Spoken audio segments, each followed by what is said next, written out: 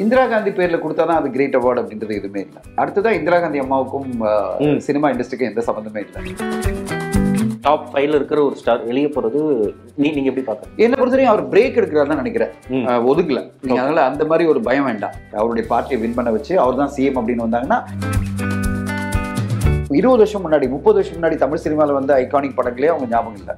இதுல வந்து நர்கீஸ் தத் இங்க ஞாபகம் இருக்கு போகுது. அதனால விட்டு அந்த டெபு டைரக்டர் உருவாகிறதுக்கான காரணமே தயாரிப்பாளர் தான். இன்னைக்கு எத்தனை பேர் வந்து டெபு டைரக்டர் நம்புறாங்க? ஏன் வந்து உதய தியேட்டர் க்ளோஸ் பண்றாங்கன்னு அந்த ஓனர் கிட்ட கேட்டதான் நீங்க சொல்லுவாங்க. அவங்க தான் சொல்ல முடியும், நம்ம வெளில இருந்து கருத்து சொல்லலாம். தமிழ்நாட்டில் தான் சார் ரொம்ப கம்மியா இருக்கு, 900 ஸ்கிரீன் தான் இருக்குனாரு சார். கொஞ்சம் ரொம்ப அப்டேட் ஆகாம இருக்கீங்க. 900 ஸ்கிரீன்லாம் வந்து 6-7 வருஷம் முன்னாடி சார். இப்போ 1300 ஸ்கிரீன் இருக்குன்னு. இது 1300 ஸ்கிரீனா? பால் விலை மாதிரி. நீங்க பால் விலை கூட்டிங்கன்னா பெரிய பிரச்சனை வரும் பார்த்தீங்களா? அந்த மாதிரி இங்க டிக்கெட் பிரைஸ் எப்படி நீ கூட்டலாம்? அது எங்களுடைய வாழ்வின் ஆதாரம் மாதிரி. பொறுத்த வரைக்கும் படம் கம்ப்ளீட் ஆயிடுச்சு. இப்போ சாருடைய ஒரே வரினா ஞானவேல் சாரும் ரஞ்சித் சார்லாம் இதை எப்படி நம்ம எல்லா ஊருக்கும் கொண்டு போய் ப்ரமோட் பண்ண போறோம்? பிடி பிரிம் நேயர்களுக்கு வணக்கம்.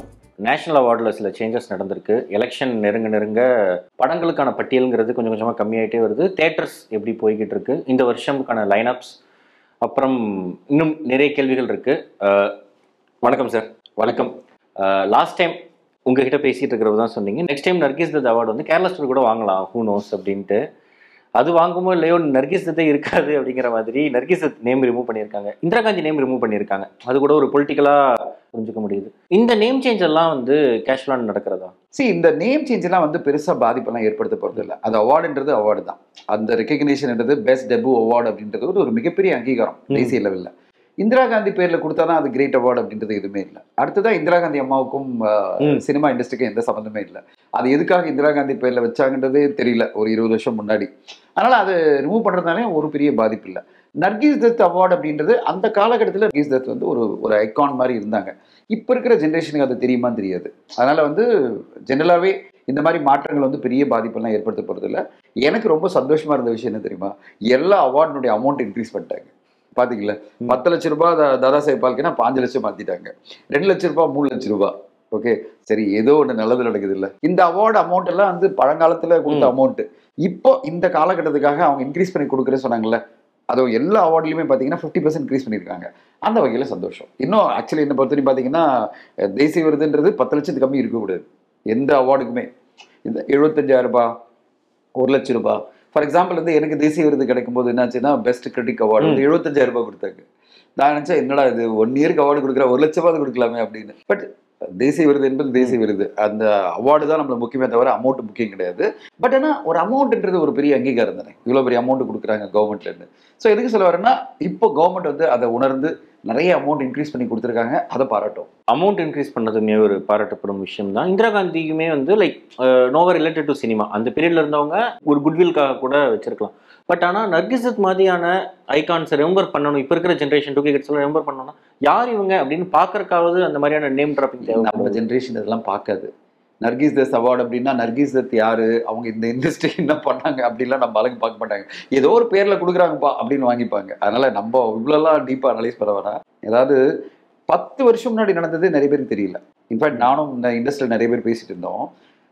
இப்போ நம்ம ஐகானிக் படங்களா பேசுற தமிழ் சினிமாவில் பல படங்களை இந்த ஜென்ரேஷன் பார்க்கறதே இல்லை. அவங்கள பொறுத்தவரையும் கான்டெம்பரரியா இருக்கிற பெரிய பெரிய இயக்குனர் படங்கள் தான் அவங்க வந்து ஐகானிக்கா ரெஃபரன்ஸ் பாயிண்டா வச்சிருக்காங்க. 20 வருஷம் முன்னாடி 30 வருஷம் முன்னாடி தமிழ் சினிமாவில் வந்து ஐகானிக் படங்களே அவங்க ஞாபகம் இல்லை. இதுல வந்து நர்கீஸ் தத் இங்க ஞாபகம் இருக்கு போகுது. அதனால விட்டுடலாம். அதனால அந்த ஜென்ரேஷன் கிட்ட நீங்க எதிர்பார்க்க முடியாது எல்லாத்தையும் தெரிஞ்சு வச்சுக்கணும் அப்படின்னு. அந்த அளவு அவங்க என்ன சொல்லுவாங்க, நான் எதுக்கு தெரிஞ்சு வச்சுக்கணும், கூகுள் போனா எல்லாம் தெரிய போகுது, நான் போய் கூகுள் தட்டினா தெரிய போகுது, எனக்கு தெரியணும்னா அவசியம் இருந்தா நான் போய் கூகுளில் தட்டினா எல்லா டீட்டெயிலும் வந்துட போகுது, நான் எதுக்கு இதை மண்டையில ஏற்றிக்கணும் அப்படின்ற ஒரு மனநிலை நிறைய பேர்கிட்ட இருக்கு. இந்த ஜென்ரேஷனே அப்படிதான். அதனால விட்டுடலாம். அவங்கள வந்து ரொம்ப கம்ப்ளைண்ட் பண்ணக்கூடாது. இதுதான் அவங்க.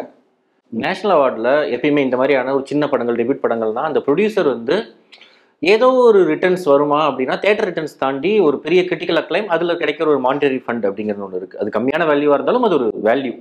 இப்போ ப்ரொடியூசருக்கு இனிமேல் அந்த ஃபண்ட் இல்லை அப்படிங்கிற இல்லை. அந்த அவார்டுக்கு மட்டும்தான் அவங்க என்ன பண்ணியிருக்காங்க, டெபு அவார்டில் என்ன சொல்லியிருக்காங்கன்னா டெபுன்னு வரும்போது அந்த டைரக்டர் மட்டும்தான் அவார்டு, தயாரிப்பாளருக்கு இல்லை அப்படின்றது. என்ன பொறுத்தவரையும் அது வந்து உடன்பாடே கிடையாது. அந்த டெபு டைரக்டர் உருவாகிறதுக்கான காரணமே தயாரிப்பாளர் தான். இன்னைக்கு எத்தனை பேர் வந்து டெபு டைரக்டர் நம்புறாங்க? தயாரிப்பாளர்லாம் பயப்படுறதே பார்த்தீங்கன்னா டெபு டைரக்டர்னாலே ஐயோ ஒரு படத்தை எடுத்துட்டு வரா, ப்ராப்பரா எடுத்து கொடுத்துருவாரா, பட்ஜெட் எடுத்து கொடுத்துருவாரா, நம்ம கதை சொன்ன மாதிரி வந்து எடுத்து கொடுத்துருவாரா, இப்படி பல விதங்கள்ல பயம் இருக்கு. ஆனால் ஒரு தயாரிப்பாளர் ஒரு டெபு டைரக்டர் நம்பி அவ்வளோ இன்வெஸ்ட் பண்ணி ஒரு ரிஸ்க் எடுத்து ஒரு படத்தை கொண்டு வர்றாருன்னா அதிகபட்ச ரிஸ்க் எடுத்ததே அந்த டெபு ப்ரொடியூசர் தான். அதாவது டெபு படத்தை எடுத்த ப்ரொடியூசர் தான். அவருக்கு அவார்டு கிடையாது, டெபு டைரக்டர் மட்டும் அவார்டு கொடுக்குறது ரொம்ப அன்ஃபேர். இந்த சினிமாவை தெரியாத ஒருத்தர் டிசைட் பண்ண ஒரு விஷயமா நான் பார்க்குறேன். சினிமா தெரிஞ்சவங்க இவங்களுக்கெல்லாம் வந்து ஜென்ரலாகவே எனக்கு ரொம்ப பிடிக்காத ஒரு விஷயம் பார்த்தீங்கன்னா, இண்டஸ்ட்ரி ஃபுல்லாகவே ஒரு விஷயம் இருக்குது. அதாவது தயாரிப்பாளர்களை கடைசியாக வைப்பாங்க. பல ஊடகங்களில் வந்து தயாரிப்பாளர்களை முன்னிறுத்த மாட்டாங்க. தயாரிப்பாளர் பேரே வராது, அவங்க ஃபோட்டோ வராது, அவங்க அட்டன் பண்ணால் எந்த விஷயமும் கவர் பண்ண மாட்டாங்க. ஒன்லி டைரக்டர்ஸ் மட்டும் தான் காமிப்பாங்க, நடிகர்கள் காமிப்பாங்க. நான் கேட்குற ஒரே விஷயம், ஒரு திரைப்படத்தினுடைய பிகினிங்லேருந்து அதை கதை கேட்கறது, அதை ஷார்ட் லிஸ்ட் பண்ணுறது, அதில் ரீஒர்க் பண்ணுறது, திருப்பி கரெக்ஷன்ஸ் பண்ணுறது. இப்போ நாங்கள் ஒரு கதை ஒன்று ஃபைனலைஸ் பண்ணியிருக்கோம். அந்த கதையில் வந்து 10 வருஷம் நான் பண்ணிட்டு இருக்கேன். நான் பண்ணிட்டு இருக்கேன், நானும் டைரக்டர் உட்காந்து. அவர் ஒத்துக்கிறாரா இல்லையான்றது வேற விஷயம். ஆனால் திருப்பி பண்ணிட்டே இருப்போம். எனக்கு திருப்தி இல்லை, என் டீமுக்கு திருப்தி ஆகணும். இவ்வளோ உழைப்பு பண்ணிட்டு இருக்கேன். படம் பிடிச்சி ஃபர்ஸ்ட் காப் முடிஞ்சு சென்சர் முடிஞ்சோடனே டைரக்டர் போயிடுவார். அவர் அடுத்த படத்துக்கு போயிடுவார், இல்லைன்னா ப்ரொமோஷன் மட்டும் பண்ணிட்டு அவர் போயிடுவார். ஆனால் அந்த படத்தை கடைசி வரையும் தாங்கி அதை பிஸ்னஸ் பண்ணாலும் பிஸ்னஸ் பண்ணலாலும் அந்த லாஸையும் ப்ராஃபிட் எல்லாத்தையும் அவர் தான் எடுத்துக்கணும். யார்? தயாரிப்பாளர். அப்போ தயாரிப்பாளர் வந்து ஒரு படத்தினுடைய மிக முக்கியமான கர்த்தாவா இல்லை இயக்குனர் மட்டும்தானா? இயக்குனரும் தயாரிப்பாளர் சேர்ந்தது தான் ஒரு படம். இயக்குனர் இல்லாமல் ஒரு தயாரிப்பாளர் ஒரு படத்தை எடுக்க முடியாது. ஆனால் 2 பேரும் சேர்ந்தது தான் ஒரு படம். 2 பேருமே ஈக்குவல் ப்ரொபோர்ஷனில் ஒரு படத்துக்காக உழைக்கிறாங்க. அப்படி இருக்கும்போது ஒரு இயக்குனர் மட்டுமே முன்னிறுத்துறது, அவர் தான் வந்து ஒரு படத்தினுடைய எல்லாமே அப்படின்னு சொல்லிட்டு இந்த அவார்டில் அப்படி பண்ணது வந்து எனக்கு கண்டிப்பாக உடன்பாடே கிடையாது. எல்லா படைப்புகள்லையுமே ஒரு ப்ரொடியூசர் என்பவர் equal or more contributes for a film. More அப்படின்னா நான் சொல்றது அவருடைய ரிஸ்க் அதிகமாக எடுக்கிறார். அவருடைய சொந்த காசை போட்டு அவரோட ரிஸ்க் எடுத்து ஒரு படத்தை வந்து வெளியில கொண்டு வர்றாரு. அது படம் வியாபாரமாவதோ இல்லையோ, ஒரு இயக்குனர் பொறுத்தவரையும் அந்த ரிஸ்க்ன்றது பண ரீதியான ரிஸ்க் கிடையாது, கெரியர் ரிஸ்க் தான். ஆனால் பண ரீதியான ரிஸ்க், மன ரீதியான ரிஸ்க், அதை விட மிக முக்கியமாக அவ்வளோ உழைப்பு கொடுத்தது வந்து ஒரு தயாரிப்பாளர். இதை புரிஞ்சுக்கிட்டாங்கன்னா இந்த மாதிரி அவார்டு வரும்போது இல்லை டைரக்டர் மட்டும் தான் அவார்டு, ப்ரொடியூசருக்கு அவார்டு இல்லைன்னு சொல்ல மாட்டாங்க. சொல்லுவாங்கள்ல, விதை போட்டது யாரு அப்படின்னு, அது வந்து அப்போதான். ஓகேங்களா? அப்படின்னா அர்த்தம் அவர் தான் இன்வெஸ்ட்மெண்ட் பண்ணி அவருடைய உழைப்பை போட்டு ஒரு படத்தை கொண்டு வர்றாரு. ஆனால் அதை கருவிலேருந்து உருவாக்குறது யாரு? ஒரு தாய் மாதிரி ஒரு இயக்குனர். 2 பேரும் மேலுமே நீங்கள் வந்து ஒரு படைப்பை கொண்டு வர முடியாது. அப்படி தான் சினிமாவை பார்க்கணும். அப்படி பார்க்குற எல்லாருக்குமே 2 பேருடைய கான்ட்ரிபியூஷனும் சரியான புரிதல் இருக்கும். இல்லாதவங்க தான் வந்து புரிதல் இல்லாமல் ஒரு படம்னா இயக்குனர் மட்டும்தான் அப்படின்னு நினைப்பாங்க. ஓகேங்களா? அது இயக்குனர் மட்டும்தான் அப்படின்ற இதுனா அவரே சொந்தமாக தயாரித்து அவரே எல்லாம் பண்ணி அவரே கொண்டு வந்தாருன்னா அது அவருடைய படம். 100% அவர் தான். ஆனால் ஒரு தயாரிப்பாளர் நடுவில் ஒருத்தர் வரும்போது அது 2 பேருக்கான ஈக்குவல் ப்ரொபோர்ஷன் தான் என்னை பொறுத்தவரை. இந்த வால்டைல் ஸ்டேட் அப்படிங்கிறது தாண்டி இந்த ஃபாஸ்ட் மூவிங்கில் நம்ம ஒரு 3 விதமாக தேட்டர்ஸ் பார்க்குறோம். ஒரு பக்கம் வெற்றி மாதிரியான தேட்டர் எக்ஸ்பேண்ட் பண்ணிட்டு போகிறாங்க. பிவிஆர் ஆஃப்கோர்ஸ் எக்ஸ்பேண்ட் பண்ணிக்கிட்டே இருக்காங்க. ஐநாக்ஸ் மெஜர் ஆச்சு, அடுத்தடுத்துன்னு பண்ணிக்கிட்டு இருக்காங்க. இன்னொரு பக்கம் உதயம் தேட்டர் க்ளோசிங்கை வந்து வைரமுத்து சார்லேருந்து எல்லாருமே வந்து கோட் பண்ணுறாங்க, கவிதை எழுதுறாரு. நிறைய பேர் வந்து 2010 உதயமில் படம் பார்த்துட்டு 2024 வரைக்கும் உதயமில் படம் போட்டு தான் இருந்தாங்க. நீங்கள் யாராவது பார்த்துருந்தீங்கன்னா அஃப்கோர்ஸ் தேட்டர் ரன் ஆகிருக்கும். அப்போது ஒரு சைட் தேட்டர் அப்படிங்கிறது வந்து ஒரு சைட் எக்ஸ்பேன்ஷனும் நடந்துகிட்டு இருக்கு, இன்னொரு சைட் க்ளோஷரும் போய்கிட்டே இருக்கு. இந்த ரெண்டுமே வந்து அட் அ டைம் நடக்குதா? கண்டிப்பாக நடக்கும். இப்போ நீங்கள் வந்து ஒன்றுமே இல்லை, நீங்கள் வந்து சிட்டியில் நீங்கள் பைக்கில் போகிறீங்க இல்லை காரில் போகிறீங்க, பார்த்தீங்கன்னா திடீர்னு வந்து நியூ ரெஸ்டாரண்ட் வந்துட்டு இருக்கும். ஆனால் இந்த சைடில் ரெஸ்டாரண்ட் க்ளோஸ் ஆகும். எப்படின்னா ஒரு சைடில் நிறைய ரெஸ்டாரண்ட்ஸ் வந்துட்டே இருக்குது. நீங்கள் பார்க்குறீங்க சிட்டி ஃபுல்லாக எக்கச்சக்கமான புது ரெஸ்டாரண்ட் ஓப்பன் ஆகிட்டே இருக்குது. அட் த சேம் டைம் நம்மளுக்கே தெரியாமல் நம்ம எப்போ போன ரெஸ்டாரண்ட்லாம் க்ளோஸ் ஆகிட்டு இருக்கோம். சரி, இது எப்படின்னா புதியன புகுதலும் பழையன கழிதலும் தான் வாழ்க்கை. ஓகேங்களா? சில தியேட்டர் வந்து இந்த பிஸ்னஸில் சமாளிக்க முடியாமல் க்ளோஸ் பண்ணுறதுக்கு வழி இருக்குது. இப்போது ஏன் வந்து உதயம் தியேட்டர் க்ளோஸ் பண்ணுறாங்கன்னு அந்த ஓனர்கிட்ட கேட்டால் தான் நீங்கள் சொல்லுவாங்க. அவங்க தான் சொல்ல முடியும், நம்ம வெளிலேருந்து கருத்து சொல்லலாம். அவங்களுடைய பாயிண்ட் ஆஃப் வியூ என்னன்னா வயபிள் இல்லை. நான் ஏர்ன் பண்ணுற அமௌண்ட் வந்து இங்கே கட்டுற எலக்ட்ரிசிட்டி, சேலரிஸு, அது ஷேர் கொடுத்துட்டு இவ்வளோ பெரிய ஒரு ப்ராப்பர்ட்டி. இப்போ ஒரு சின்ன உதாரணம் எடுத்திங்களேன். அந்த இடத்துல இருக்கிற அந்த ப்ராப்பர்ட்டி ஒர்த்து வந்து 300 crore வச்சுங்க. 300 crore நார்மலாக 1% வட்டி போட்டாலே உங்களுக்கு எவ்வளோ காசு வரும் மந்த்லி? சும்மா போட்டு பாருங்க. 300 கோடி ரூபாய் ஒர்த்து நீங்கள் பேங்க்ல போட்டு, பேங்க்ன்றதை விட 1% வட்டி வர இடத்துல டெபாசிட் போட்டிங்க வச்சுங்களேன், ஏதாவது ஒரு மியூச்சுவல் ஃபண்ட்ஸ்லையோ இதுலையோ 12% வட்டி வருதுன்னா 1%னா 3 கோடி ரூபாய். ஒரு மாதத்தில் 3 கோடி ரூபாய் earn பண்ணலாம் நீங்கள். 300 கோடி ஒர்த்தை அதாவது வித்துட்டு நீங்கள் அந்த அமௌண்ட் அப்படியே சும்மா வச்சாலே இப்போ 300 கோடி ரூபாய் 3 கோடி ரூபாய் கிடைக்குது வச்சுங்களேன், 12 மாதம் 36 கோடி கிடைக்கும். இப்போது மினிமமாக உங்களுக்கு 3 கோடி கிடைக்குமா இல்லையா? அந்த ப்ராப்பர்ட்டி மூலமாக நான் இந்த தியேட்டரில் வச்சுருக்கேன், அதில் 3 கோடியாவது எனக்கு வரணும்ல. 1% வட்டி. ஆக்சுவலி சினிமா இண்டஸ்ட்ரியில் 3% வட்டி. நீங்கள் சினிமா இண்டஸ்ட்ரியில் உங்கள்கிட்ட அவ்வளோ பணம் இருந்ததுன்னா 2% 3% சம்பாதிக்கலாம் ப்ராப்பராக பிஸ்னஸ் பண்ணால். அப்போது அவங்க பாயிண்ட் ஆஃப் வியூவில் 1% வட்டி கூட கிடைக்காத ஒரு பிஸ்னஸ் நான் எதுக்கு இங்கே ரன் பண்ணணும்? ஏன்னா வெரி ப்ரீமியம் பிளேஸ். ஓகே, இந்த மாதிரி ஒரு ப்ரீமியம் பிளேஸில் எனக்கு எவ்வளோ வருமானம் வருது? Is it commensurate to the worth of the property? அதுதான் முக்கியம். நான் இவ்வளோ பெரிய ப்ராப்பர்ட்டி இவ்வளோ ப்ரீமியம் பிளேஸில் வச்சிருக்கேனே, இதனுடைய ஒர்த்துக்கு எனக்கு பணம் வருதா இல்லையா அப்படின்னு வரும்போது இது லாஜிக்கலாக இல்லை. ஒரு பேஷனுக்காக ஒரு சில வருஷம் தான் ரன் பண்ண முடியும், மேபி 10 வருஷம் ரன் பண்ணலாம். அப்போ தொடர்ந்து நம்மளுக்கு வந்து என்னடா இது காசே வரமாட்டேங்குது, அந்த 1% விட்டுருங்க, செலவு பண்ண காசு கூட வரமாட்டேங்குது அப்படின்னு வரும்போது அவங்க டிசிஷன் எடுக்கிறதுக்கு வாய்ப்பு இருக்குல்ல. ஸோ இது எதனால் டிசிஷன் எடுத்தாங்கன்றது அந்த ஓனர்ஸ் தான் வந்து இன்டர்வியூவில் கொடுக்கணும். பட் என்னுடைய பாயிண்ட் ஆஃப் வியூவில் இவ்வளோ ப்ரீமியமான ஒரு ப்ராப்பர்ட்டி 300 கோடியை நான் கம்மியாக சொல்கிறேன், அதை தாண்டியே போகலாம். அவ்வளோ பெரிய ஒர்த் இருக்கிற ஒரு ப்ராப்பர்ட்டி வந்து தியேட்டரெல்லாம் ஏர்ன் பண்ணி கொடுக்க முடியாது, ஓகேங்களா? ஆனால் மல்டிப்ளெக்ஸஸ் எப்படி ஏர்ன் பண்ணுதுன்னா, மல்டிப்ளெக்ஸஸ் வந்து தனி இண்டிவிஜுவல் ப்ராப்பர்ட்டி கிடையாது. ஒரு மல்டிப்ளெக்ஸ் போனீங்கன்னு வச்சுங்களேன், இப்போ பலாசோ போனீங்கன்னா பலாசோ தனியாக இல்லை, அதை சுற்றி அது இத்தனை ஷாப்ஸ் இருக்குது, இத்தனை ஹோட்டல் இருக்குது, இத்தனை இது இருக்குது, அது நடுவில் ஒரு சின்ன பிளேஸில் தியேட்டர் இருக்குது. இப்போ அதனால் அதனுடைய காஸ்ட் வந்து லேண்ட் காஸ்ட்டோட வராது. ஆனால் உதயம் என்பது லேண்ட் காஸ்ட்டோட வரும். அந்த லேண்டு வேறு எதுவுமே கிடையாது இல்லை, அது ஃபுல்லாக ப்ராப்பர்ட்டி ஃபுல்லாக தியேட்டர் தானே. அப்போது அவங்களுடைய எக்கனாமிக்ஸ் வேறு, ஒரு மல்டிப்ளெக்ஸோட எக்கனாமிக்ஸ் வேறு. மல்டிப்ளெக்ஸ் வந்து அந்த சின்ன ப்ராப்பர்ட்டி மட்டும் தான் அவங்க காஸ்ட், அந்த இடத்துல இருக்கிற ஒரு சின்ன இடத்துக்கு தான் பர் ஸ்கொயர் ஃபீட் பேசிஸில் அவ்வளோதான் ஒர்த் இருக்கும் அந்த காஸ்ட்டு. அவங்க லேண்டோட சேர்த்து அவங்க ஓன் பண்ண முடியாது. அப்போது நீங்கள் எந்த மல்டிப்ளெக்ஸ் போனாலும் அவங்களுடைய cost proportionate to the individual theatre, அதாவது ஒரு இண்டிவிஜுவலாக லேண்ட் இருக்கிற தியேட்டருடைய வேல்யூ வர ரொம்ப கம்மி, அவங்களுக்கு அது வயபிளாக இருக்கும். இப்போ நம்ம ஒரு ஐகானிக் தியேட்டராக இல்லாத பட்சத்தில், நம்மளுக்கான வருமானம் வராத பட்சத்தில் அந்தந்த தியேட்டரை அவங்கவுங்க ரிமூவ் பண்ணுறதுக்கான வாய்ப்பு இருக்குது தமிழ்நாட்டில். அதுக்காக தான் நான் முதல்ல ஆரம்பிக்கும் போது சொன்னேன், புதியன புகுதலும் பழையன கழிதலும் வாழ்க்கை. அப்படி தான் நிறைய நடந்துகிட்டே இருக்கும். அட் த சேம் டைம் நிறைய புது தியேட்டர் வந்துகிட்டே இருக்கும், பிவிஆர் போட்டுகிட்டே இருப்பாங்க, ஐநாக்ஸ் போட்டுகிட்டே இருப்பாங்க, அதில் மக்கள் வந்துகிட்டே இருப்பாங்க. அட் த சேம் டைம் நீங்கள் சொல்ல மாதிரி குரோம்பேட் வெற்றி ஆட் பண்ணுவாங்க. ஏன்னா ஐகானிக் தியேட்டர்லாம் எக்ஸ்பேண்ட் ஆகிட்டே இருக்கும். எதெல்லாம் ஐகானிக் தியேட்டர் இல்லையோ, இல்லை எக்கனாமிக்கலி வயபிள் இல்லையோ, அவங்களாம் க்ளோஸ் பண்ணிட்டு போவாங்க. இதனால் எந்த ஒரு பெரிய பாதிப்பு இல்லை. இப்போ நீங்கள் எப்படி பார்க்கணுன்னா, ஓவராலாக கடந்த ஒரு வருஷத்தில் மட்டுமே 2023 100 நியூ ஸ்க்ரீன்ஸ் வந்திருக்கு தியேட்டரில். ஸ்க்ரீன்ஸ் ஓகே, 1300 ஸ்க்ரீன்ஸ் இருக்கிற சேர்த்து 1300 ஸ்க்ரீன். அன்றைக்கி ஒரு சின்ன சர்ப்ரைஸ் என்னாச்சுன்னா, நாங்கள் வந்து ஆல் இண்டியா லெவலில் வந்து ஃபெடரேஷன் மீட்டிங் நடந்தது. எல்லா தியேட்டர் ஓனர்ஸு, டிஸ்ட்ரிபியூட்டர்ஸு ப்ளஸ் ப்ரொடியூசர்ஸ்லாம் பேசியிருந்தோம். அப்போ திடீர்னு தெலுங்கில் ஒரு ப்ரொடியூசர் சொன்னார், சார் தமிழ்நாட்டில் தான் சார் ரொம்ப கம்மியாக இருக்குது, 900 ஸ்க்ரீன் தான் இருக்குனார். சார் கொஞ்சம் ரொம்ப அப்டேட்டாக இல்லாமல் இருக்கீங்க, 900 ஸ்க்ரீன்லாம் வந்து 6-7 வருஷம் முன்னாடி சார், இப்போ 1300 ஸ்க்ரீன் இருக்குன்னு. இது 1300 ஸ்க்ரீனா, எனக்கு தெரியாமல் போயிடுச்சு அப்படின்னாரு. உடனே அவருக்கு நான் வந்து அந்த ஸ்டாட்டிஸ்டிக்ஸ் அனுப்பிச்சி விட்டேன், தமிழ்நாட்டில் எத்தனை மல்டிப்ளெக்ஸ் ஸ்க்ரீன்ஸு, எத்தனை சிங்கிள் ஸ்க்ரீன், டோட்டலாக 1301 ஸ்க்ரீன் இருக்குன்னு.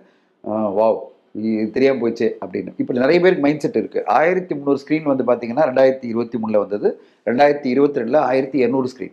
அப்போ 100 ஸ்க்ரீன் இன்க்ரீஸ் ஆகிருக்கு. இந்த வருஷம் பார்த்தீங்கன்னா ஒரு 30 ஸ்க்ரீன் க்ளோஸ் ஆகும், ஆனால் ஒரு 70 ஸ்க்ரீன் புதுசாக வரும். ஸோ இது வந்து தொடர்ந்து பிஸ்னஸில் க்ரோத்தாக இருக்குது. எப்படி வந்து தமிழ்நாடு ஃபுல்லாக இப்போ வேணா சென்னை ஃபுல்லாக எடுத்துக்கிட்டிங்கன்னா இந்த லாஸ்ட் 1 இயர்லேயே கிட்டத்தட்ட 100 நியூ ரெஸ்டாரண்ட் வந்திருக்கும்.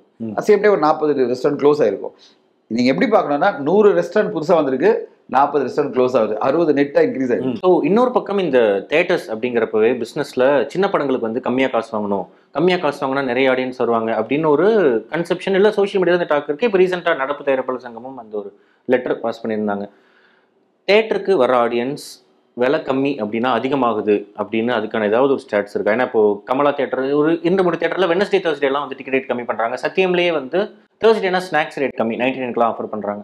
ஸோ தேட்டரில் ப்ரைஸ் கம்மி பண்ணால் அது நீங்கள் சொல்கிற மாதிரி நெட்டாக வந்து நிறைய ஸ்டாட்டிஸ்டிக்ஸ் இருக்குது. இப்போ நீங்கள் வந்து கமலா தேட்டர் எடுத்துங்களேன், ரீரிலீஸ் பண்ணிவிட்டு அவங்களுடைய படம் பார்த்தீங்கன்னா 300 படம் வந்து டாப் 5ல வந்திருக்கு. 80,000 பேர் பார்த்துருக்காங்க, 80 ரூபா டிக்கெட் ப்ரைஸில். அவங்க ஏன் இத்தனை பேர் வந்து பார்த்தாங்க?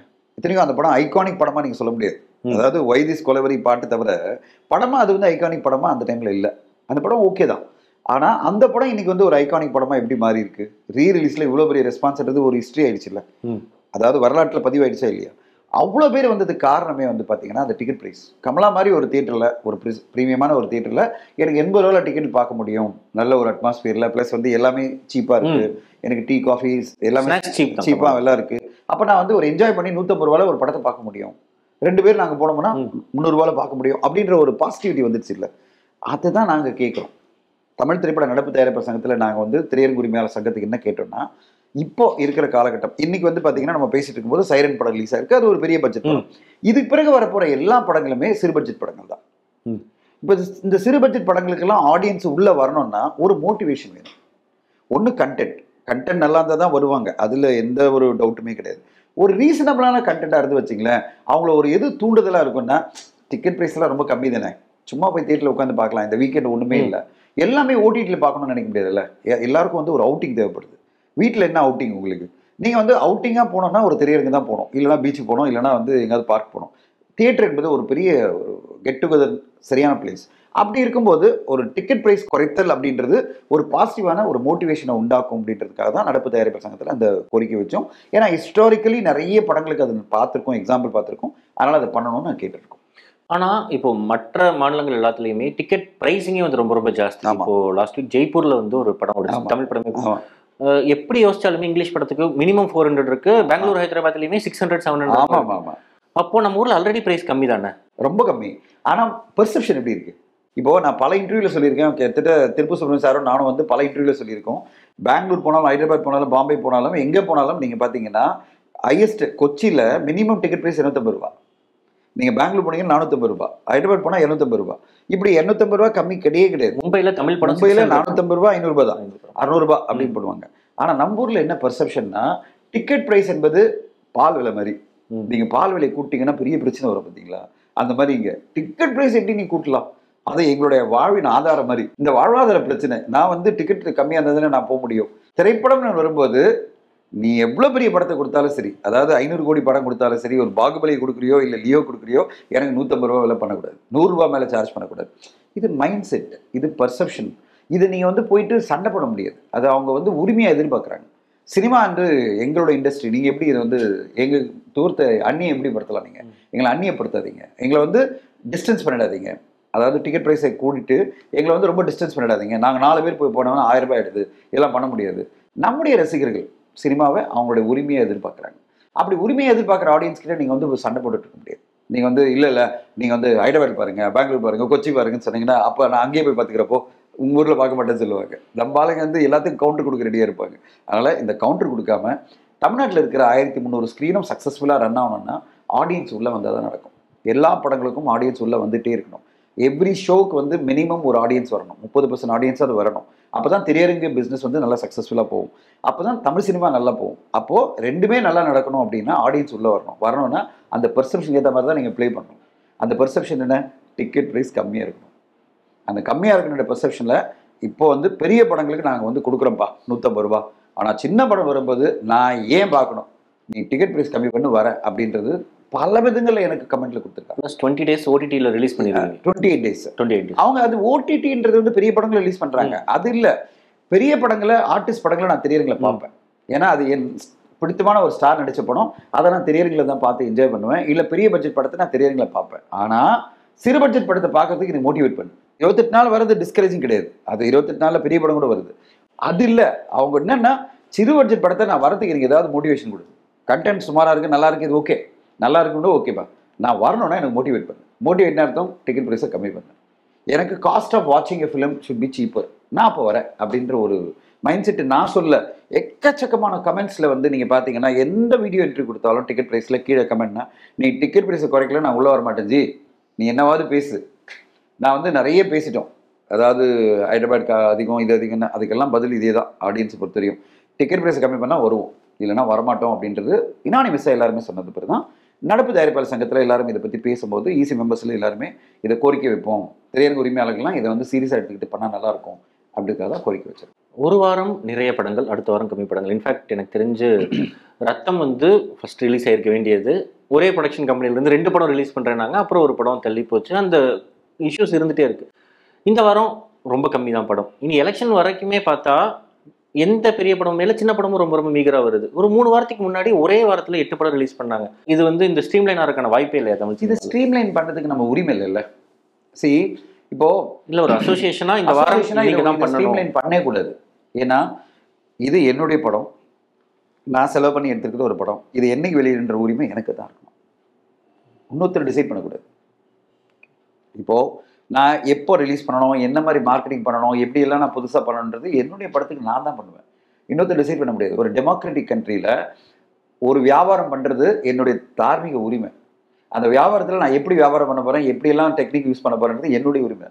இதில் யாருமே வந்து அசோசியேஷன் ஏதோ கைட்லைன் சொல்ல முடியும், சும்மா ஒரு சஜஷன் சொல்ல முடியும். சார் ஏன் சார் இப்படி 6 படத்தோடு வரீங்க, கொஞ்சம் தள்ளி வச்சிங்க, அப்படி தான் நம்ம சொல்ல முடியுமே தவிர இதை தாண்டி அதை ஒரு லக்ஷ்மண் ரேகான்னுவாங்களே, அதை தாண்டி நம்ம போகக்கூடாது. ஏன்னா நாளைக்கு அது அவங்களுக்கு பாதகமாக போயிடுச்சுன்னா அந்த தயாரிப்பால் நம்ம தான் ப்ளேம் பண்ணுவார். நீங்கள் தான் அசோசியேஷன் வந்து என்ன ஸ்டார்ட் பண்ணிட்டீங்க, ஓகேங்களா, இனி எனக்கு வந்து இப்போ சால்வ் பண்ணி கொடு அப்படின்வாங்க. நம்ம போய் ஒம்புல மாட்டிப்போம். அசோசியேஷனோட வேலை அது கிடையாது. அசோசியேஷன் வந்து just a facilitator, just an enabler, not a controller. No association can be controller. கண்ட்ரோலே பண்ணக்கூடாது. ஒர்க்கர் அசோசியேஷன்லாம் கண்ட்ரோல் பண்ணலாம். இப்போ பெப்சி அப்படின்றது ஒரு ஒர்க்கரை சம்மந்தப்பட்ட விஷயம். இது வியாபாரம் சம்மந்தப்பட்ட விஷயத்தில் நீங்கள் போயிட்டு இதெல்லாம் பண்ணக்கூடாது இதெல்லாம் பண்ணணும்னு சொன்னீங்கன்னா போயா அப்படிடுவாங்க. இது என் பிஸ்னஸ், நான் பண்ணிக்கிறேன், எனக்கு தெரியாதா, உனக்கு தெரியுமா சினிமா, நீ எல்லா படம் சக்ஸஸ் கொடுத்துட்டியா, நீ வந்து இத்தனை படம் தோல்வி கொடுத்த, இப்படின்னு ஆரம்பிப்பாங்க. ஓகேங்களா, நீங்கள் கருத்து சொன்னீங்க, உங்களுக்கு கவுண்டர் கருத்தை பயங்கரமாக வந்து நிற்கும். எந்த மெம்பருக்கும் சரி, ஆஃபீஸ் போய் இருக்கிறதுனால எல்லாருமே என்ன சொல்லுவாங்க, சார் அவங்களுடைய தனிப்பட்ட உரிமையில நம்ம இறங்க வேணாம், தனிப்பட்ட உரிமையில போய் நம்ம இன்டர்ஃபியர் பண்ணவே கூடாது, நம்முடைய வியூஸை சொல்லலாம் சார், இது கேட்டுக்கிறதும் கேட்டுக்காதும் உங்கள் இஷ்டம், அப்படிதான். அதனால எப்போ கொண்டு வர்றது, எது அப்ராப்ரியேட் டேட்டு, எது அவங்களுக்கு சூட்டபிளாக இருக்குது, அவங்களுடைய கன்ஸ்டன்ஸ் என்ன, பிஸ்னஸ் முன்னாடி முடிச்சிட்டாங்களா இல்லையா, இந்த சிக்கலில் ஏன் வராங்க, இதெல்லாம் நம்ம வெளியிலேருந்து கமெண்ட் பண்ணலாம், நானும் கமெண்ட் பண்ணலாம் உங்களை மாதிரி.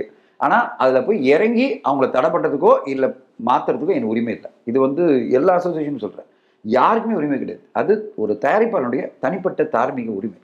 நீங்கள் என்ன ட்வீட் போட்டாலுமே ஆஸ் ஆஃப் நோ, நீங்கள் ஒரு 3 months பேக் வந்து ட்வீட்டே போடலை, உங்கள் சங்கத்தமே வேண்டாண்டாங்கிற இதுக்கு நான் ஒர்க் மட்டும் பண்ணிட்டு போயிறேன்ட்டு இருந்தீங்க. இப்போ என்ன போட்டாலுமே தங்கலான் என்னாச்சு, என்னாச்சு அப்படின்னு அந்த 2 கேள்விகள் இருக்குது. இன்னொன்று, தங்கலான் வந்து ரிலீஸ் ஆகிருக்க வேண்டியது ஆஸ் ஆஃப் நோ இப்போ நம்ம பார்க்குறோன்னா வாட்ஸ் ஹேப்பனிங், என்ன வேணுனே கலாய்க்கிறாங்கன்னு நினைக்கிறேன் பசங்கள்லாம். இல்லை, நிறைய பேசக்கு என்ன பண்ணுறாங்க, நான் எந்த ட்வீட், நான் வந்து ஒரு ஜிடி கோட்ஸ் போட்டால் கூட கங்கு அப்டேட் கொடுங்க, தங்கலான் அப்டேட் கொடுங்க, டேய் நான் ஒன்று போடுறேன், அதுக்கு ஏதாவது கமெண்ட் கூட போட வேணாம், நீ பேசாமல் இருந்தாலே போ அப்படின்னு இருக்கும். But it's fun. அதாவது நான் அதை பார்த்து நான் வருத்தப்படுறது இல்லை. இன்னொன்று அவங்க ஒரு லைக் அதை பார்த்து நான் சந்தோஷப்படுறேன். எந்த அளவு எதிர்பார்ப்பில் இருக்காங்க, அவங்க எதிர்பார்ப்பை வந்து உடனே மீட் பண்ணோம் அப்படின்னு தான் நினைக்கிறோம். நேற்று கூட நான் வந்து ஞானவேல் சார் கூட உட்காந்து டிஸ்கஸ் பண்ணிட்டு இருந்தேன். எப்படி சார், நிறைய பேர் அவர் உடனே சொல்லுவார், ஏன் ட்வீட் பார்க்குறீங்க நீங்கள் அப்படின்னு. சார் நான் எப்போ தான் பார்க்குறேன், அந்த ட்வீட்டில் இது கமெண்ட்ஸாக வருது சார் அப்படின்னோடனே அவர் சொன்னார், இல்லை நம்ம கண்டிப்பாக பிளான் பண்ணிட்டு இருக்கோம், ஒரு படமாக கரெக்டாக வரணும். இப்போ என்னென்னா நீங்கள் எப்படி பார்க்கணும்னா, எலெக்ஷன் டேட் இன்னும் அனௌன்ஸ் பண்ணல. இப்போ எலெக்ஷன் டேட் அனௌன்ஸ் பண்ணாத போது ஒரு பெரிய கொஸ்டின் மார்க் தமிழ்நாடு ஃபுல்லாக இருக்குது. பரபரப்பு எதில் இருக்குது, அரசியல் இருக்குது, நியூஸ் பேப்பர் டிவி திறந்தா அதுதான் பரபரப்பு. சினிமா வந்து அடுத்த கட்டம். இந்த நெக்ஸ்ட் 3 months பார்த்தீங்கன்னு வச்சுங்களேன், மார்ச் ஏப்ரல் மே ஃபுல்லாக தமிழ்நாடு இல்லை, ஆல் ஓவர் இந்தியாவில் மைண்ட் செட் ஃபுல்லாக எலெக்ஷன் இருக்க போகுது. அப்போ அந்த எலெக்ஷன் வரையும் நம்ம வந்து இன்னொரு படத்தை எப்படி ப்ரொமோட் பண்ண போகிறோன்ற ஒரு வரி இருக்குல்ல. இந்த படம் பொறுத்தவரையும், தங்கலான் பொறுத்தவரையும் படம் கம்ப்ளீட் ஆயிடுச்சு. இப்போ சாருடைய ஒரே வரினா, ஞானவேல் சாரும் ரஞ்சித் சார்லாம் இதை எப்படி நம்ம எல்லா ஊருக்கும் கொண்டு போய் ப்ரமோட் பண்ண போகிறோம், உள்ளே வருவாங்களா, ஆடியன்ஸ் உள்ளே வருவாங்களா, அவங்க மைண்ட் செட் எப்படி இருக்கும், இந்த ஒருவேளை மார்ச்சுக்குள்ளே வந்திருந்தா ஓகே. இப்போ மார்ச்சை தாண்டி ஏப்ரல் வரும்போது பிரச்சனை ஆரம்பிக்குது. ஏன்னா மார்ச் வரையும் வந்து எலெக்ஷனுடைய அனௌன்ஸ்மெண்ட் வருதுன்னு வச்சுங்களேன், நம்ம ஏப்ரலில் வந்து படத்தை கொண்டு வந்தோன்னா பிரச்சனை மாட்டிப்போம். அதனால சார் என்ன சொன்னார், சார் கண்டிப்பாக எலெக்ஷன் பிறகு நம்ம வந்துடலாம், இல்லைன்னா அது பக்கத்தில் வந்துடலாம். ஏன்னா எலெக்ஷன் ஃபீவர் முடியணும் தமிழ்நாட்டில், எலெக்ஷன் டேட்டாவது வரணும், டேட்டாவது வந்துடணும், இல்லை டேட் அதாவது எலெக்ஷன் முடிஞ்சிச்சா ஐடியல், நம்ம உடனே போயிடலாம், நம்ம வந்து மீதியெல்லாம் நீங்கள் கம்ப்ளீட் பண்ணிவிடுங்க, அதுக்கேற்ற மாதிரி ப்ரொமோஷன் பிளான் ஒர்க் அவுட் பண்ணுங்க அப்படின்னு தங்கலான் பொறுத்தவரையும் சொல்லிட்டாரு. இப்போ கங்குவா பொறுத்தவரையும் பார்த்தீங்கன்னா கம்ப்ளீட்டாக படம் முடிஞ்சிட்டு, எல்லா ஷூட்டிங்கும் முடிஞ்சிட்டு இருக்கு. 3Dயில் மல்டிபிள் லாங்குவேஜில் வர தொட்டு இவ்வளோ ஃபாஸ்ட்டாக நம்ம டிசைடே பண்ண முடியாது. அவர் என்ன சொன்னார், சார் இந்த படத்தை நீங்கள் புஷ் பண்ணாதீங்க அப்படின்னு என்கிட்ட சொன்னார். எதுவுமே நான் டேட் சொல்ல முடியாது, நான் ஒர்க் பண்ணிகிட்ருக்கேன். நேற்று கூட அவர் வந்து சிவா சாரோட மீட்டிங் இருந்தது, அவங்க உட்காந்துட்டு ஷெட்யூல் போட்டுட்ருக்காங்க, எத்தனை நாள் நம்மளுக்கு வந்து சிஜி எடுக்க போகுது, எத்தனை நாள் நம்மளுக்கு வந்து 3D கன்வர்ஷனுக்கு எடுக்க போகுது, ப்ளஸ் வந்து இத்தனை லாங்குவேஜில் டப் பண்ணணும், இதுக்கு எவ்வளோ நாள் எடுக்க போகுது, இதெல்லாம் ஷெட்யூல் பண்ணிவிட்டு அது மாதிரி பார்த்துக்கலாம். ரெண்டாவது மிக முக்கியமான விஷயம் என்னென்னா, பல மொழிகள் வெளியாகும் போது நீங்கள் எல்லா மொழிகளுடைய ரிலீஸையும் பார்க்க வேண்டியது, காம்படிஷன் பார்க்கணும்ல. ஏன்னா நீங்கள் வரும்போது சோலோவாக வருமானு தெரியாது, ஆனால் அட்லீஸ்ட் நிறைய காம்படிஷனோட வர முடியாது. பல காம்படிஷன் வந்தீங்கன்னா நீங்கள் மாட்டிப்பீங்க, அப்போ வந்து உங்களுக்கு எதிர்பார்க்குற ஒரு ரெவன்யூ கிடைக்காம போயிடும். அதனால் ப்ராப்பராக பிளான் பண்ணி தான் அந்த படங்கள் 2 படம் வரும். இன்னொன்று கங்குவா பற்றி கேட்கணும்னு இருந்தது தான், லைக் ட்ரெய்லரில் வர ஹிட்ஸ், அந்த ரியல் டைம் நம்பர்ஸ் எல்லாம் தாண்டி ஃபேன்ஸ் வந்து அந்த நம்பரை ஒரு பெரிய ஒரு போஸ்டிங் ஃபேக்டராக தான் பார்க்குறாங்க. கங்குவாவில் யாருடைய டிசிஷன் அப்படின்னு தெரியல, எல்லா லாங்குவேஜுக்குமே ஒரே ட்ரெய்லர். ஆமாம், செட்டிங்ஸ் மட்டும் மாற்றிக்கலான்ட்டு. நமக்கு இப்போ இருக்கிற எல்லா சூப்பர் ஸ்டாருடைய ட்ரெய்லருமே 5 லாங்குவேஜில் தான் வருது. ஒரு டீசர் கட் விட்டா, ஒரு சாங் டீசர் கட் விட்டா கூட 5 லாங்குவேஜில் வருது. ஸோ 5 வீடியோ, 5 நம்பர், 5 ப்ரொமோஷன் அப்படின்ட்டு ஒரே ட்ரெய்லரில் எல்லா லாங்குவேஜஸ் அப்படிங்கிற அந்த டிசிஷன் அது நாங்கள் தான் எடுத்தோம். நான் ப்ளஸ் ஞானவேல் சார் சேர்ந்து தான் பேசும்போது அவங்க 5 மொழிகளில் வெளியிட்டு தான் சொன்னாங்க, இங்கிலீஷ் 6வது மொழிகள்லாம் சொன்னாங்க.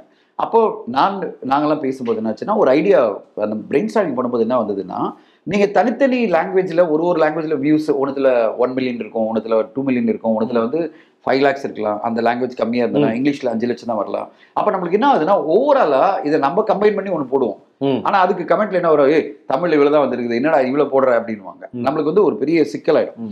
அப்பதான் வந்து டெக்னாலஜியா கேட்டோம். சரிகமா சொன்னாங்க, சார் நாங்க லாங்குவேஜ் ஆப்ஷன் கொடுக்க முடியும் அப்படின்னாங்க.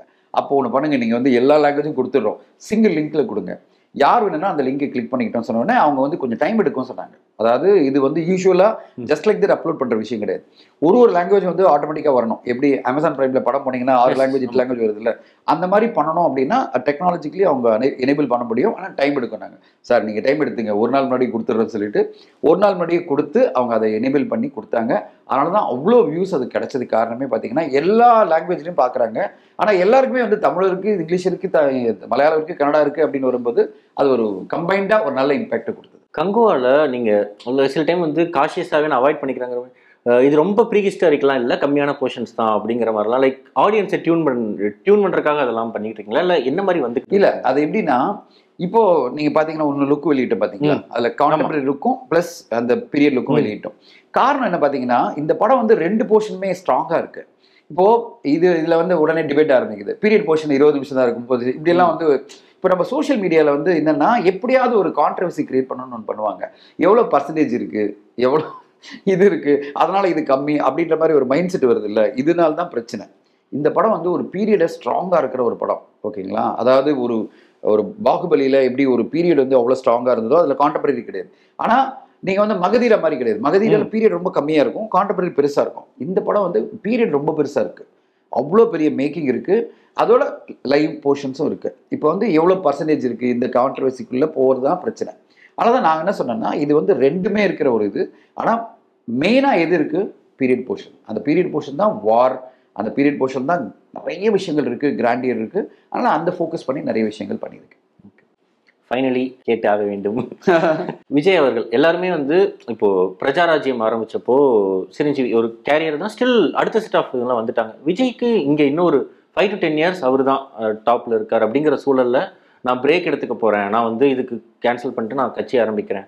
ஒரு பொலிட்டீஷியனா விஜய் என்ன பண்ண போறாரு, என்ன நடக்க போகுது, செய்தி தொடர்பு அதெல்லாம் தனி. ஆனால் ஒரு சினிமாக்கு விஜய் மாதிரியான டாப் 5ல இருக்கிற ஒரு ஸ்டார் வெளியே போறது நீங்க எப்படி பாக்குறீங்க? என்ன பொறுத்தவரைக்கும் அவர் பிரேக் எடுக்கிறாருன்னு நினைக்கிறேன், ஒதுக்கல நீங்க. அதனால அந்த மாதிரி ஒரு பயம் வேண்டாம். இப்போ எனக்கு என்ன ஒரு சந்தோஷம்னா அவருடைய படங்கள் வந்து 2024 வரப்போகுது, 2025 வரப்போகுது. ஆமா, நம்ம எப்போ மிஸ் பண்ண போறோம்னா 2026 தான் மிஸ் பண்ண போறோம். ஏன்னா அடுத்த படம் அவர் கமிட் பண்ணல, 2026க்கான படம் கமிட் பண்ணல, 2025க்கு வர போற படத்தை கமிட் பண்ணாருன்னு தான் நியூஸ்ல வந்துட்டு. அதாவது 2025ல வெளியாக போற படம் 69, 70 தான் அவர் கமிட் பண்ணல. இப்போ அந்த 69 படம் 2025 வருஷம் நம்ம செலிப்ரேட் பண்ண போறோம். தமிழ் சினிமாவுக்கு பாதகம் இல்லை. ஓகே, 2024 பாதகம் இல்லை, ஏன்னா அவருடைய படம் வந்துடும் போது கோட்டு 2025 அவரோட படம் வந்துடும். 2026ல அவர் ஃபுல்லா எலெக்ஷன் கான்சென்ட்ரேட் பண்றதுட்டு அவர் வந்து ஒரு படம் பண்ண முடியாம போகலாம். ஆனா எனக்கு என்னன்னா கோரிக்கையா விஜய் சார்கிட்ட என்னன்னா, இவர மாதிரி உச்ச நட்சத்திரங்கள் தமிழ்ல வந்து ஒரு 5 பேர் நீங்க சொன்ன மாதிரி இவங்க எல்லாருமே தொடர்ந்து நடிச்சுட்டே இருந்தா தான் தமிழ் சினிமா நல்லா இருக்கும். எம்ஜிஆர் அவர்கள் ஒரு 6 வருஷம் அரசியல் வந்த பிறகும் அவர் தொடர்ந்து பல படங்களை கொடுத்தாரு. அரசியல் வந்த பிறகுதான் அவர் கொடுத்த உலகம் சுற்று வாலிபன் மாபெரும் வெற்றி, அது பிறகு பல்லாண்டு வழக, உரிமை குரல் அப்படின்னு எக்கச்சக்கமான வணிக ரீதியில மாபெரும் வெற்றி அடைஞ்ச படங்கள்லாம் வந்து அவர் அரசியல் இருக்கும்போது தான் வந்த படங்கள். அவர் 2 காலில் பயணிச்சிருந்தார். ஒரு சைடில் அரசியல் போயிட்டு இருந்தது, ஒரு சைடில் அரசியலில் பரபரப்பாக இருந்தார். அட் த சேம் டைம் சினிமாவில் தொடர்ந்து எவ்ரி இயர் ஒரு படம் வந்துட்டே இருந்தது, பெரிய பெரிய வெற்றிகள்லாம் கொடுத்தாரு. தெலுங்குலையும் நடிச்சுட்டு தான் இருந்தாங்க. தெலுங்குல இவரு நீங்க சிரஞ்சீவி அவர்கள் பண்ணிட்டு இருந்தாரு, இப்போ இவரு பவன் கல்யாணம் பண்ணிட்டு இருக்காரு. ஸோ விஜய் அவர்கள் வந்து சினிமா விட்டு ஒரு பிரேக் எடுக்கணும்னு அவசியம் இல்லைன்றதான் என்னுடைய பாயிண்ட். ஆனால் ஒருவேளை தமிழக மக்கள்லாம் வந்து ஏகபத்தியமா அவர் வந்து 2026 எலெக்ஷன்ல அவருடைய பார்ட்டியை வின் பண்ண வச்சு அவர் தான் சிஎம் அப்படின்னு வந்தாங்கன்னா அப்போ நடிக்க முடியாமல் போறதுக்கான வாய்ப்புகள் இருக்கு. அது ஓகே, ஏன்னா அவர் வேற விதத்தில் நம்ம பார்க்க போறோம். ஓகேங்களா, சினிமாவில் நீங்க தொடர்ந்து முதல்வரா பெரிய லெவலில் இருக்கணும், இல்லைன்னா அரசியலில் முதல்வர் இருக்கணும். ஓகேங்களா, அதை விட்டுட்டு சினிமா விலகக்கூடாதுன்றதுதான் நம்முடைய ஒரு கோரிக்கை. என்னன்னா இன்னைக்கு தமிழ் சினிமா ஆடியன்ஸ் உள்ள கொண்டு வர மிகப்பெரிய நடிகர்கள் ஒருத்தர் அவர் இருக்கார். இன்னைக்கு ஓப்பனிங்ன்றது எவ்வளவு முக்கியம் பாருங்க. ஒரு அஜித் சாரும் ஒரு விஜய் சாரும் படம் நடிச்சா உடனே வந்து ஆடியன்ஸ் உள்ள வந்துடுறாங்க அப்படின்னு ஒரு பெம்பம் இருக்குல்ல, அதை நீங்க உடைச்சிட்டு நீங்க வந்து நான் நடிக்க மாட்டேன் சொன்னா அது பெரிய பிரச்சனை ஆயிடும். ஓகே, அவங்கெல்லாம் நடிச்சா ஒரு படம் வந்ததுன்னா அவ்வளோ பெரிய பரபரப்பில் படங்களுக்கு ஆடியன்ஸ் உள்ள வந்துடுறாங்களே. ஸோ இதுதான் நம்ம பார்க்கணும். ஸோ இப்படி ஒரு ஆடியன்ஸை உள்ள கொண்டு வர அந்த 5 நடிகர்கள் இருக்காங்கல்ல, இந்த 5 நடிகர்களும் அரசியலையும் பயணிக்கலாம், தப்பே கிடையாது. ஆனால் சினிமாவிலும் பயணிக்கின்றது தான் எல்லோருடைய கோரிக்கை. எல்லா தயாரிப்பாளர்களும், திரையரங்கு உரிமையாளர்கள் எல்லாருடைய கோரிக்கை என்னன்னா இதுதான், நீங்கள் வந்து அரசியலில் பயணிங்க, உங்களுடைய அம்பிஷனை நோக்கி போங்க, எங்களுடைய பெஸ்ட் விஷஸ் உங்க கூட இருக்குது, ஆனால் சினிமா மட்டும் விட்டுறாதீங்க. அப்படி தான் நம்ம கோரிக்கை வைக்கலாம். இவ்வளவு நேரம் நிறைய கேள்விகளுக்கு பொறுமையா பதில் சொன்னதுக்கு மிக்க நன்றி சார். நன்றி. Thank you so much.